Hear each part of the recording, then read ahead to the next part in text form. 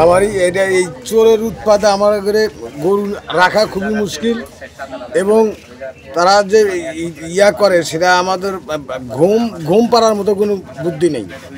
এরকম প্রায় গরু চোর গ্রামে আসতেছে নিতেছে প্রায় বাড়িতেই এরকম অবস্থা আমাদের।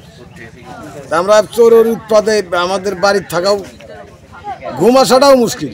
সাধারণ মানুষ আমরা সারাদিন দিন মজুরি কাজ করি, রাত্রে যে একটু ঘুম পারবো তাও আমাদের ঘুম পাড়া হয় না। ভোর অনুমান 3টা থেকে 4টার দিকে একটা সংঘবদ্ধ গরুচোর চক্রের দল তারা আমাদের যে হিলালিপাড়া, মাজারপাড়াও বলে গোবিন্দগঞ্জ থানাধীন, এখানে এই যে মোহাম্মদ সালাম নামে এক ব্যক্তির বসত বাড়ির সাথেই গোয়ালঘর, পাকা গোয়ালঘর, তার ওয়াল ভেঙে গরু চুরি করে নিয়ে যাওয়ার সময় স্থানীয় জনগণ টের পেয়ে তাদেরকে ধাওয়া করার পরে উত্তেজিত জনতা তাদেরকে ঘিরে ফেলে তাদের মারপিট করে।